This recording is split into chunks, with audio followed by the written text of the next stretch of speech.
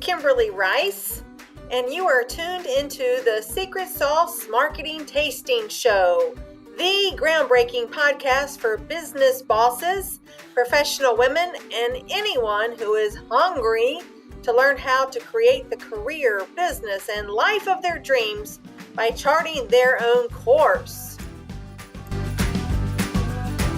Good afternoon, everyone. This is Kimberly Rice, President and Chief Strategist of KLA Marketing Associates.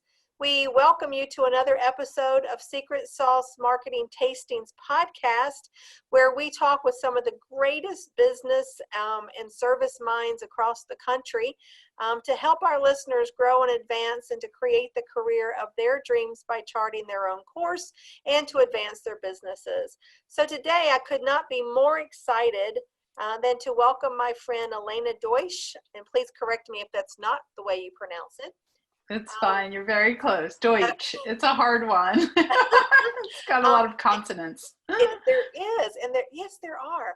And so Elena focuses, and I'll tell you a little story about how we met, but Elena focuses on, and her business name is Women Interested in Leaving, quotation or parentheses, Big Law.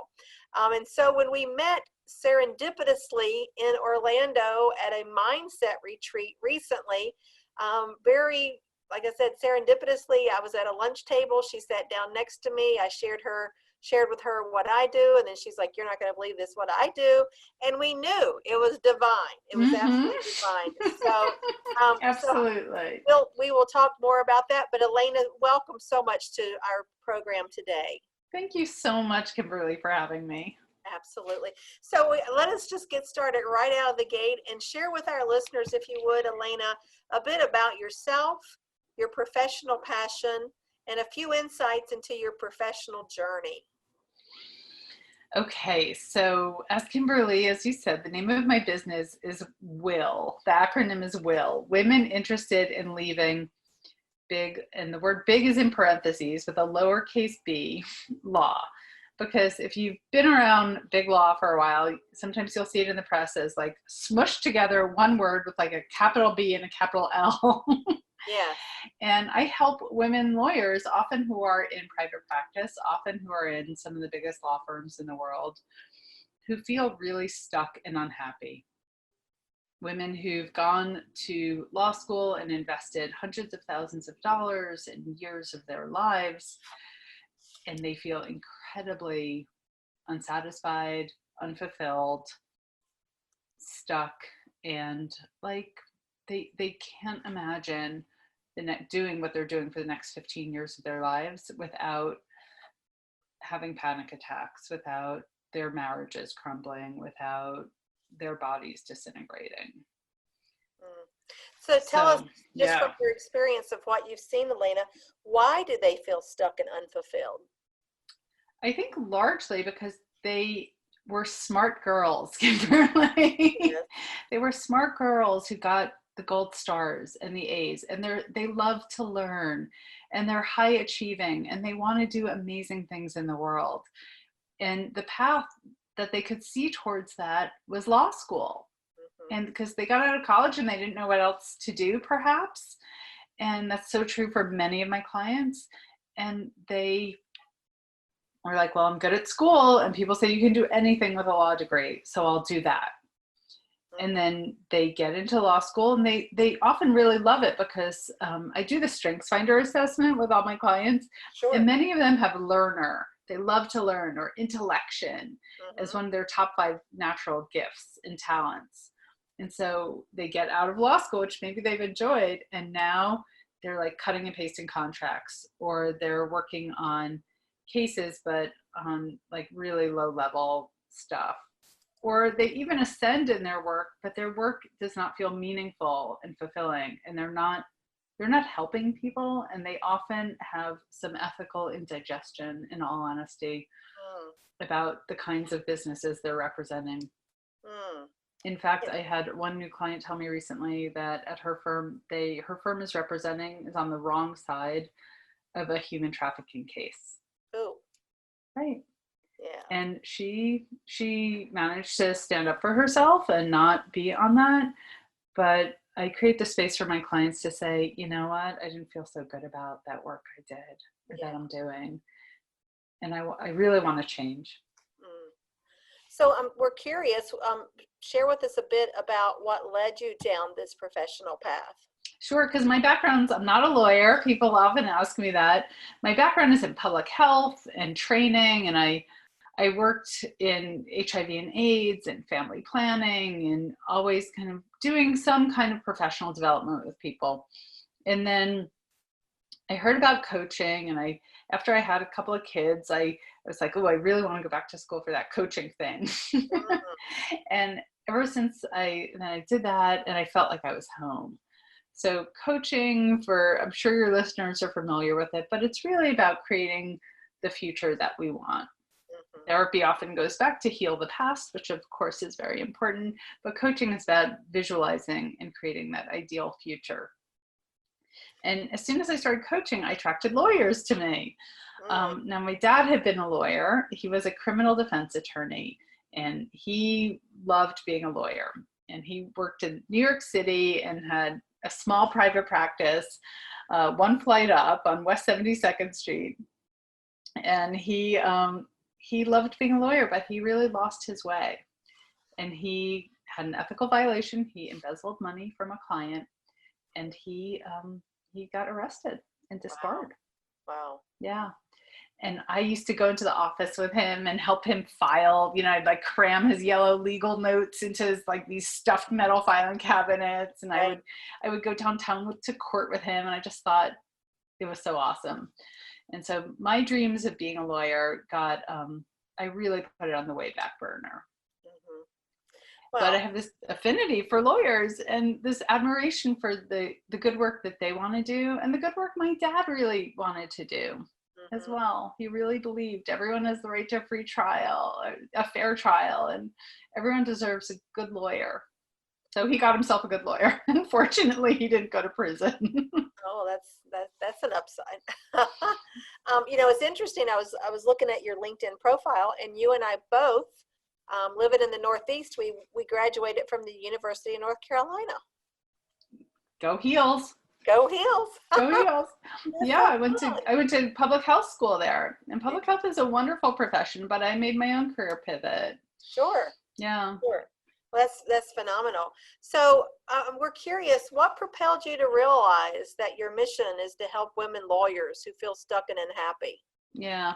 So after my career in public health, while I was working in public health is when I went back to get my coach training, and I kept bumping into this friend of mine from high school, and he was doing coaching and I was doing coaching, and he and I ended up forming a business partnership where we were doing leadership development and coaching. And I would then, through our work, I was in some of the biggest firms in the world and coaching these rising senior associates who were these amazing, bright women. And when I would ask them what their goals were, I'd say, do you want to make partner? And they would lean in and say, can I really talk to you about this? And we would clarify the engagement and say, yes, you can. And often they wanted to do something else, either go in-house or do something else with their degree and their smarts, but they wanted to be free from the billable hour and have more control over their lives. Yeah. So it was after a couple of those experiences, and I worked with this one woman. She got super clear that she wanted to go to a startup to do in-house work at a startup that had the benefit of unlimited vacation days. Her vacation was always an issue at her firm because she was from Europe, and they always wanted her to cancel her trips home, including her trip. She had a trip planned to go home for her father's 60th birthday, and they wanted her to cancel her trip. And she said no. And this became like a taint on her record, even though she had taken care of the deal, even though she had passed everything off.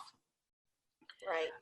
And so she got that clarity, like unlimited vacation days. And I got full body chills when she told me that. And within 3 months, she made that leap. Wow, that's phenomenal. And landed at a startup in New York with unlimited vacation days. Oh, wonderful. Isn't it amazing what happens when we get so clear? Totally. And that summer I had turned 50 that summer, and my mom had died a couple of years earlier.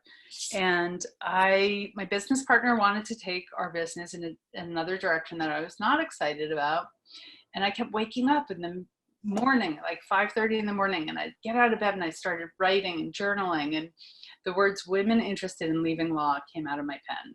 Wow. And I said, that's it. That's what I'm doing. And Yeah. for the past pretty much 3 years, it's been my focus. That's phenomenal. From my point of view, I've been working with law firms and lawyers for exclusively, and now we're broadening, for over 25 years. And as I was sharing with you, having been in-house for almost 20 years, it's a rough place. It can be. I won't say it is unilaterally, but it can be. Law firms can be a very, very rough place for everyone, which is probably one of the reasons why, like the ALM Intelligence just issued that report on the study sitting of right health. here on my desk. Yep. And it's just it's mind blowing. And I'm so on the one hand, I'm so grateful that they're now shining, a light on what has plagued the legal services world for so long. And most people that I speak with, just socially, when they hear that we work with law firms and lawyers, and in the context of business development, business growth, oh, I didn't really realize what lawyers had to have marketing departments or do this or that.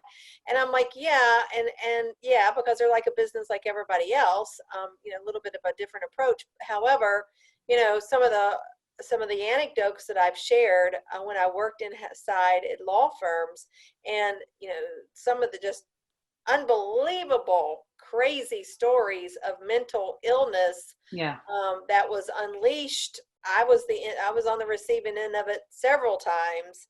And I have a lot of stories that I use in my work with firms and women lawyers in particular, of the importance of making sure your voice is heard and having the courage and the confidence to do that, and setting boundaries and what is and is not acceptable. And I get the same response every time. Really?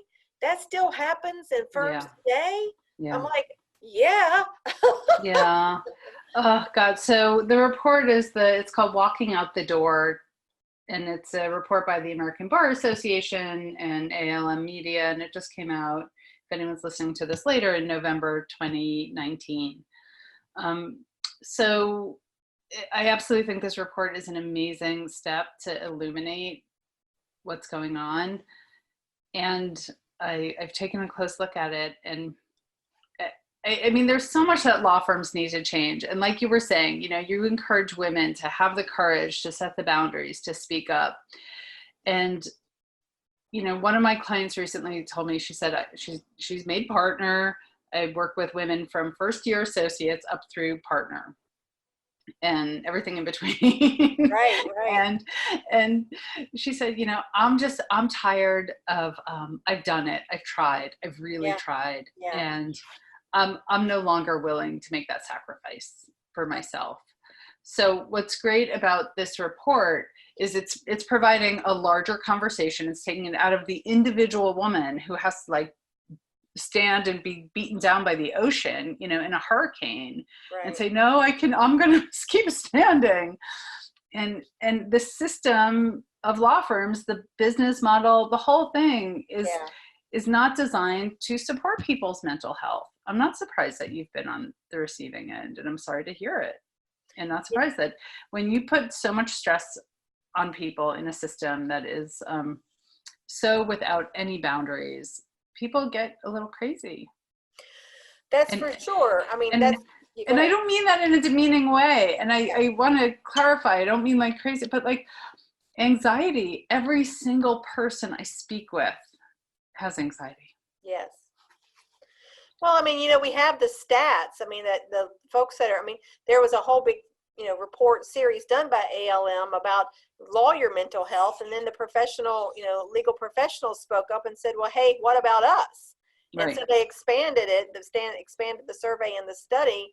And, it's in my view, and is that after a while, and it is different for every person, but it's very easy to see how people can, get beat down. They have lawyers have some of the leading stats of depression and suicide and Yeah. substance abuse and divorce. And I mean, it's just not a sustainable, and we're talking about some firms, not every firm, but the Right. larger the firm, Right. the higher the probability. Because we've worked with firms, there's smaller firms that are very familial and very cordial, and Right. but Right. Right. and there's things about that as well. But looking at it, it's like it just can eat your soul from the inside out, Yeah. and it can be very, very toxic. And when you have particularly, men suffer too in a different way, but Yeah. we're talking about women. But when women don't feel appreciated and they feel demeaned and condescended, and the glass ceiling keeps getting lower and lower and lower, it's just not sustainable on any level. That's right. It's not sustainable. And I think what's great about this report is hopefully there's really an invitation for women to truly participate in the problem solving. Yes. My concern about this report are two things. One, they interview the people who are still in firms, and they acknowledge this, but in their sampling methodology, right? I do a master's in public health, so I know something about research methodology.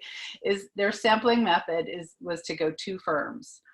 So they spoke with men and women, and they oversampled women, which was right to do, so they had equal numbers, and managing partners, but of people who've stayed in firms. So they're asking them essentially, why do you think women leave? Mm. So the very women who are really the subject of the study are invisible in it. Right. They are not present. Now, granted, this is the first of 4 phases, so my hope is, of course, they will actually get to women's stories who have left, who've chosen to leave, because as of this point, it's conjecture. Right. Right. Yes. I do think they're absolutely pointing in the right direction. I do think the people who stay do have a very good sense of why people leave. I think they're really on the right track. And yet I just have to acknowledge that the women they're really trying to research are invisible in it. Yeah. So I hope that's common. That's part of the problem, right? Exactly. I hope in subsequent phases that they actually interview the women who left. Exactly. And of course, that's my hope as well. Yeah. Because there's a lot of stories. And one of my professors in public health used to say that data are stories with the tears wiped away. Yes. So, we're not hearing about those women with their 3 a.m. wake up and why they left. And nobody leaves a prestigious, socially acceptable, something with a lot of status and money job easily. No. So the women I work with and speak with often have a lot of dissonance about leaving. And it's not an easy decision, and it took them a long time to become a lawyer. And for many, they don't leave overnight either. So share with us, I absolutely agree, because on the outside, it looks so rosy, right? It's kind of like a domestic violence family, from the outside, everybody's smiling and going on trips and driving, all the material things that come with, have the high level of accomplishment. But then when you're on the inside being demeaned and you're, not being able to live up to your potential and your best self because of being oppressed, that's just not healthy in any way. So speaking of health and moving back to, the work that you do, the important work that you do. So provide to us or share with us a little bit about, what it looks like. How do you know, how do women come to you? How do you know that a woman lawyer needs your help, or when do women come to you for your help? Yeah, and I want to first speak. I will do that, and I just want to touch on since you're a marketing program, and just acknowledge that marketing is about solving a problem, right, at its very root.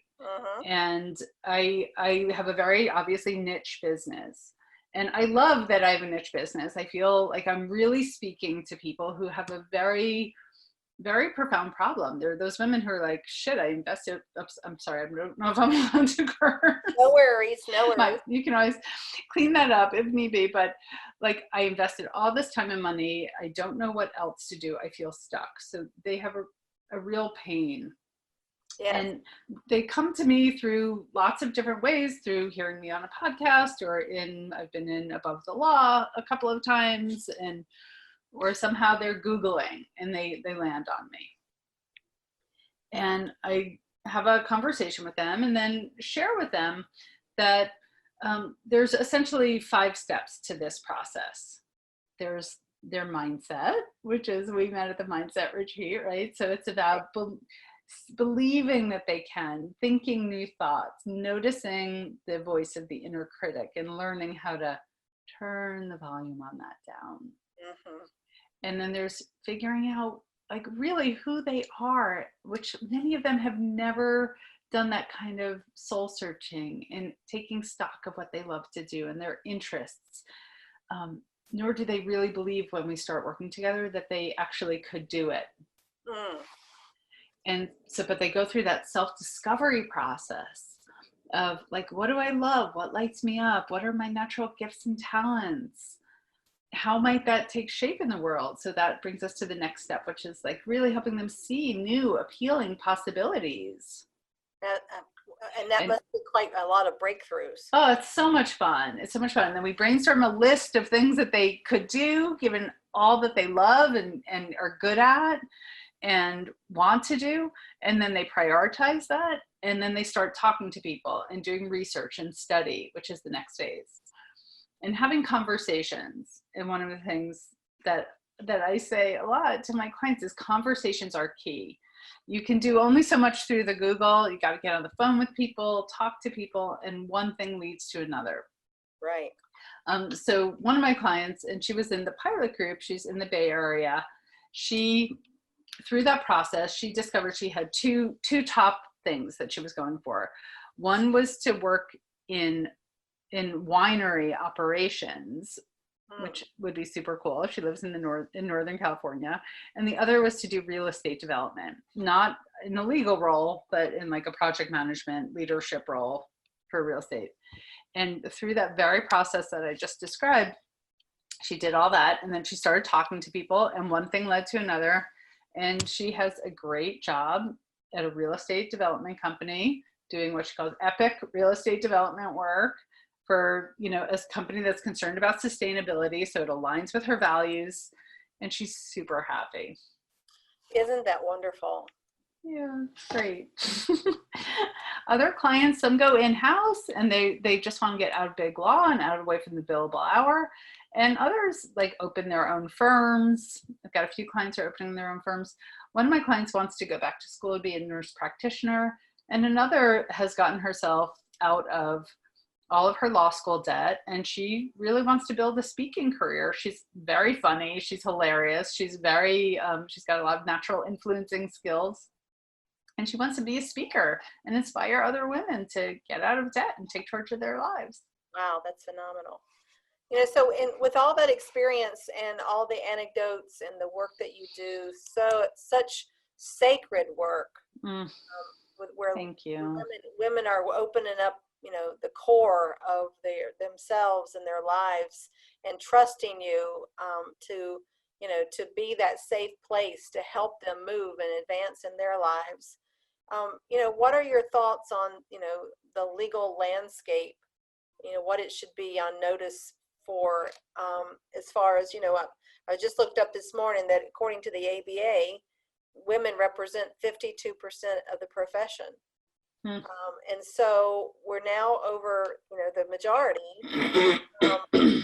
But what would you offer as far as, what do law firms specifically need to do to be a more sustainable and viable workplace for women?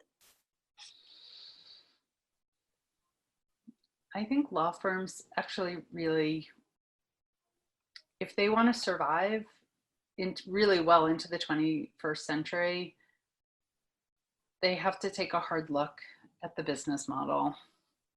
And right now, I think my hunch is, I'm not inside, so I don't really know.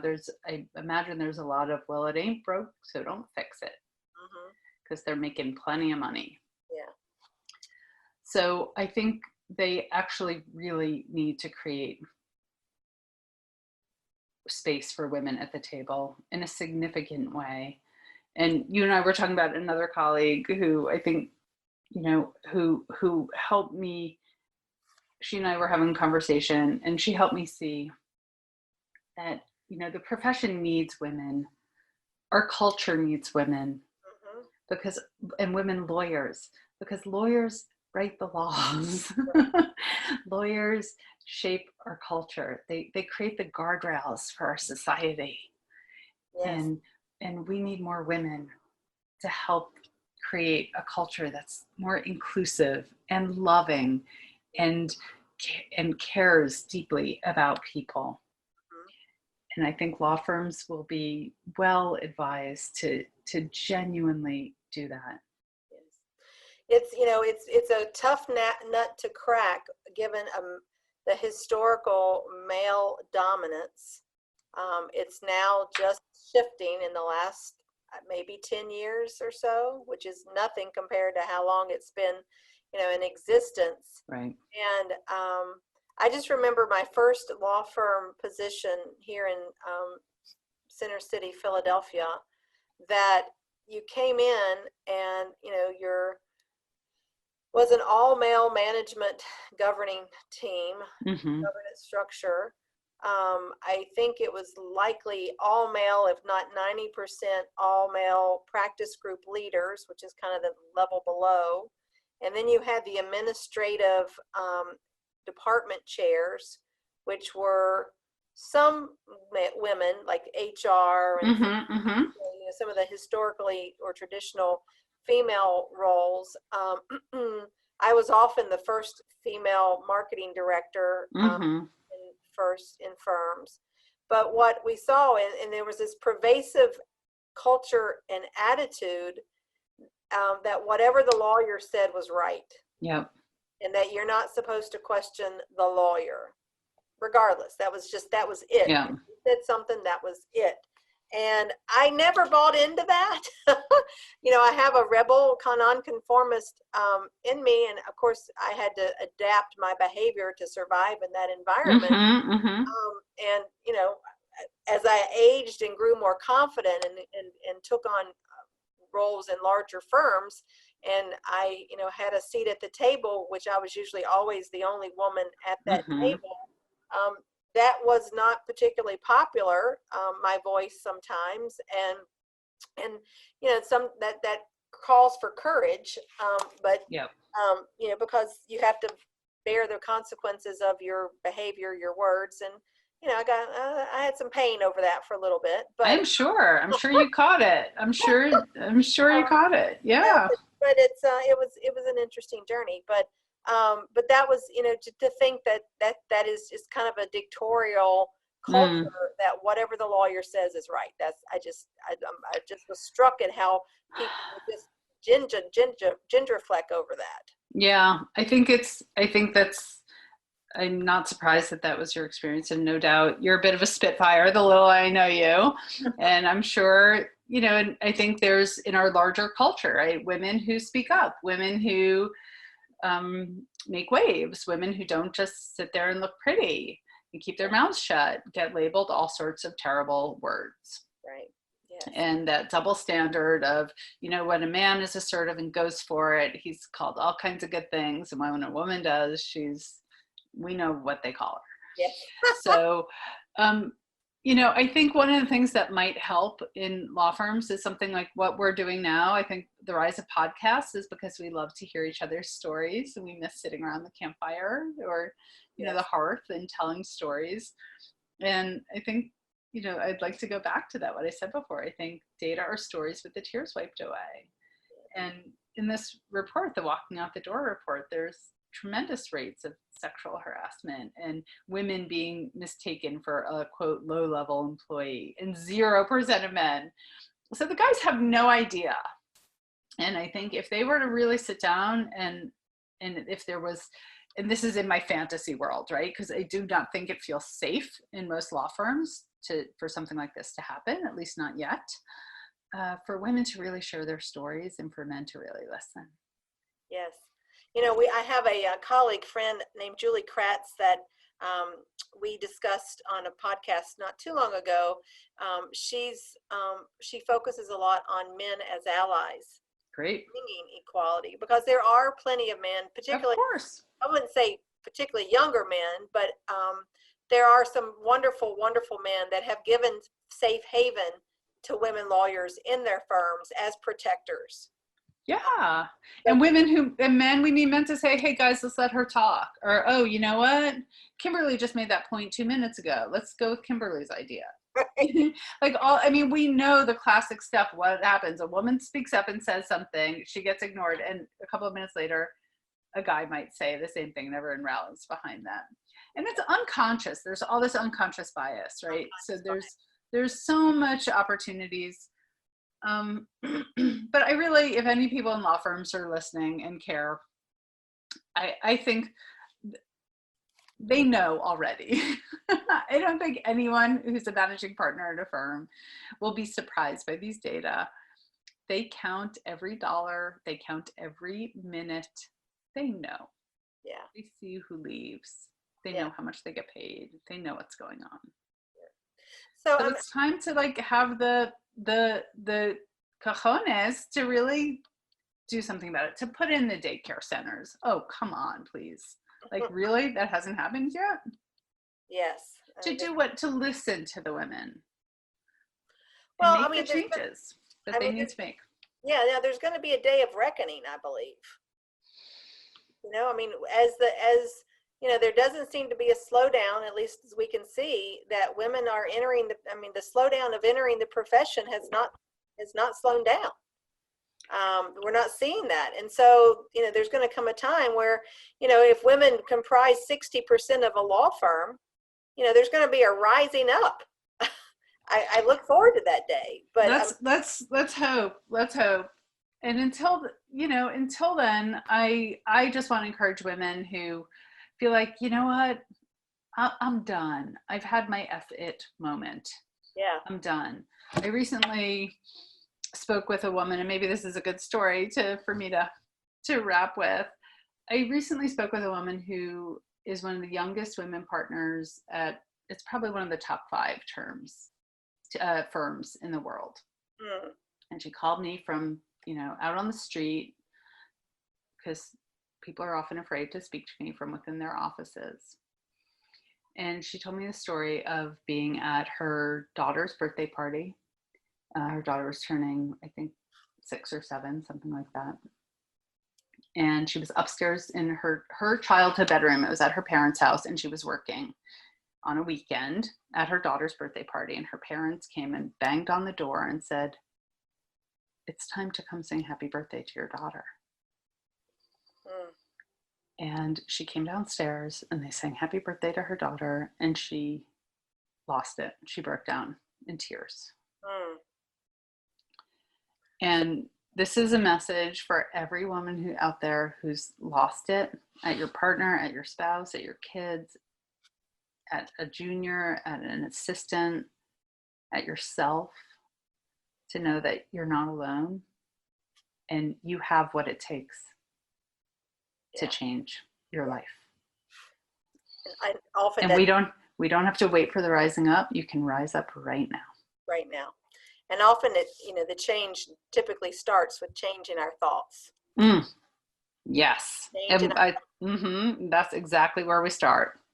Because it's the game, it's an internal game, Kimberly. Yeah, certainly is. Well, that is very heartfelt and very profound and moving. And, that's my heart is uplifting and empowering women, professionals to go forward and create the career and in turn to create the life of their dreams. And so many women, I'm sure you see this too, that regardless of their educational credentials, their socioeconomic standing, regardless of all of that, we are human beings, women, and to find the courage, to overcome the fear, which is huge, you know, I mean, Yes. huge. I mean, there's so many fears. Mm-hmm.